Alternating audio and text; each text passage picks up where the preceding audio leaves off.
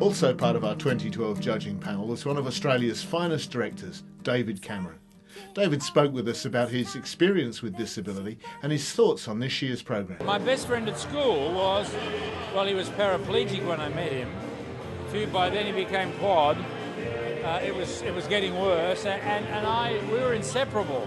And he taught me so much about life that I've always had a kind of not a soft spot, but a fascination with people who have that sort of bravery and enthusiasm for life, but live with a serious disability, you know. And I find it very uplifting. I mean, when I first saw the films, when I first saw, you know, Georgia and Kate, you know, I was very emotional. I was just upset, just at their bravery, you know, and their joyous, not in a sad way, but I just, you know, watched them I didn't know anything about them, and I was immediately really moved by them, you know, so it's very powerful, very powerful. Up next is Owen Elliot's documentary, These Boots Aren't Made for Walking.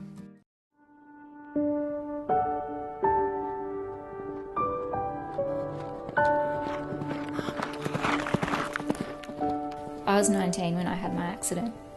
I was riding track work one morning on a young horse, and he did what was known as locking onto the bit. Essentially, he just bit down on it, taking away all control of the reins, so I had no brakes and no steering. I got to the end of the track, and he went one way and I went the other way, straight through the gate, knocking it off its hinges. I broke my 4 vertebrae in my back, primarily my T4 and T5, which is about chest level. I broke my right collarbone and shoulder blade and my left ulnar, and I fractured my skull. I knew that there was something wrong as soon as I hit the ground, but I was more concerned about the fact that I couldn't breathe than not moving. I knew I shouldn't move, but I figured if I couldn't breathe that it wasn't going to matter anyway. So I rolled myself over and took off my vest and got my breath back. And then decided that no one was coming to get me after about 15 minutes or so I pulled myself over and rolled back onto my stomach, ready to go back to the house, try and crawl back. And fortunately our foreman turned up about then, and he turned up, and I asked him what the hell took him so long, told him I needed my Ventolin and I needed an ambulance. I suppose while I was in rehab, taking it very much day by day, sort of one thing at a time, when you have to learn everything from scratch again, learning to sit up was a huge thing. I was so excited when I could do it by myself, and then learning to get dressed again, learning to look after yourself and your personal care and stuff. While I was in rehab at Royal Talbot, one of the workers there, Campbell, he has played previously for Australia in wheelchair basketball, and he got me started in it. I've had a great couple of years with my basketball career, starting off playing with Tasmania and getting to represent my state, and then being selected as part of the Dandenong team, with which I've spent 3 years now, I think. And the last 2 of which we've actually won the season premiership, which has been a real privilege to be part of that team. I suppose the 2 career highlights for me was being selected as part of the Gliders squad, so the Australian women wheelchair basketball team, as their big team that they choose their final teams from. So it was a real privilege to be sort of selected in the top 25 or so women in Australia. The other huge thing that I've been involved with was the Australian women's under-25 team, and I was very privileged to be selected to go to Canada to compete in the World Women's Wheelchair Basketball Championships for under-25 players, where we actually came away with a silver medal, so that was a fantastic achievement for our team. At the end of the basketball season this year, I had a couple of months up my sleeve with nothing really on, so decided that I wanted to go up and visit some friends up in Queensland who I used to work for. From that, it's just kind of ballooned. I've gone and visited various different friends throughout New South Wales and Queensland, and ended up going up to Darwin for a couple of weeks as well to have a look around there, because I hadn't been there before, down through to Alice Springs for a couple of weeks, and then home. My next big challenge next year is I'm going back to school. I'm going to Marcus Oldham College in Geelong to study a diploma in horse business management, which I'm really excited about. I'm the first student they've had in chair, so it's going to be particularly interesting from both sides of the fence, I think. But they've been really accommodating so far, and I think they're just as excited about having me as I am about going. It's going to be very good, it's going to be very interesting, and lots of new challenges, particularly from the physical side of things that I've allowed other people to do over the past few years with my horses that I'm now going to have to step up and do myself.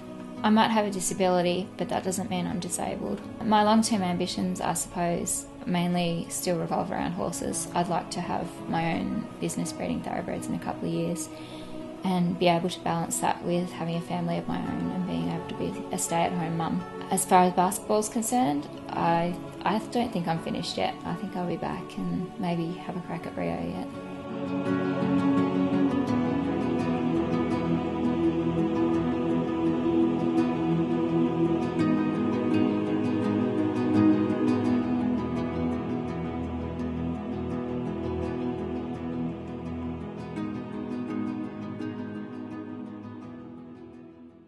The awards evening, held at Hoyt's Cinemas in the Fox Studio Centre in Sydney, was a resounding success, and one of the great contributors to that was international singing star Leo Sayer. What a fantastic night, absolutely amazing. I mean, the talent, the enthusiasm, the bravado, the courage, just amazing films that were just, even if we didn't know that there were disabilities involved, I think you're still seeing some great art, some great work, some great talent, some great effort. And then you put in the ability factor to it, and it just is quite awesome. And I love the way that everybody interacts in all the groups. So afterwards, I mean, you wouldn't have seen this, but when all the awards were given, everybody's just kind of getting together, having a fabulous party, and all appreciating each other's work. So it was a real honour for me to be involved. And I love when I dance with the Special Olympics girls and boys, because they dance so well and they throw everything into it. The energy is there. Yeah, the energy is there. It's fantastic. Absolutely. So look, a great night. And I can't wait till the next Focus on Ability Awards. I'll be there. And next we've a great example of the many talents a person with a disability brings to the workforce with Dave O'Hardy's Working Hands.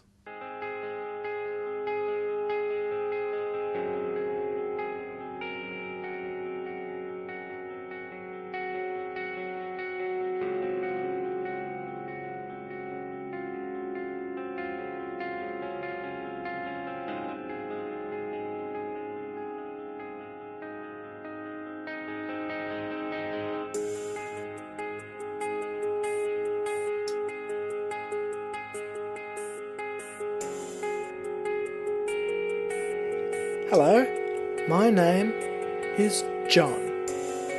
I'm deaf. I have working hands.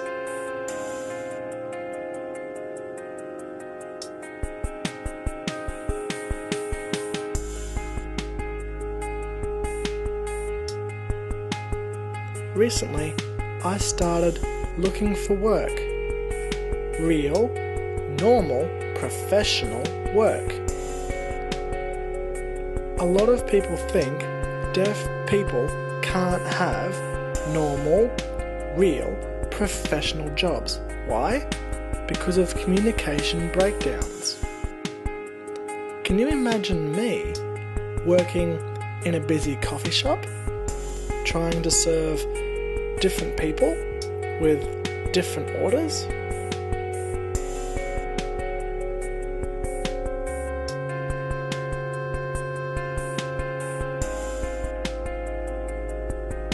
People with autism or who are blind can still work with their hands.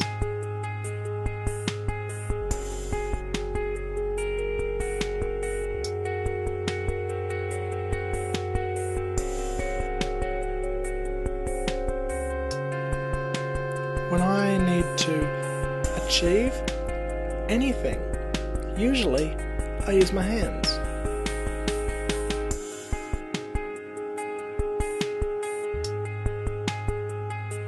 I could work in massage.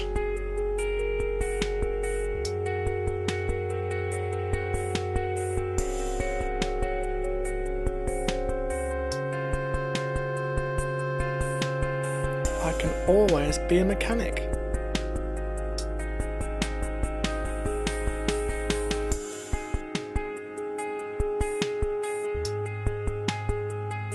I can teach sign language.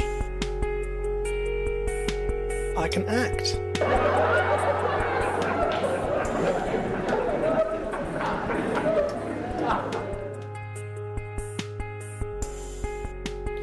I can work in a library or a factory or a quiet shop.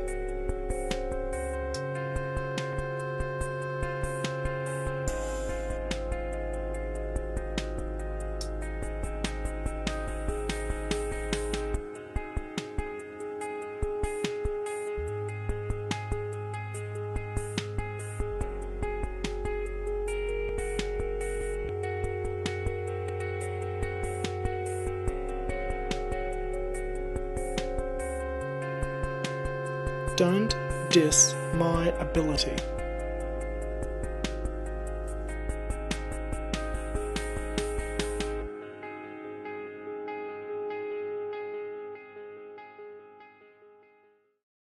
Thank you for joining us for this special broadcast of our Focus on Ability film competition.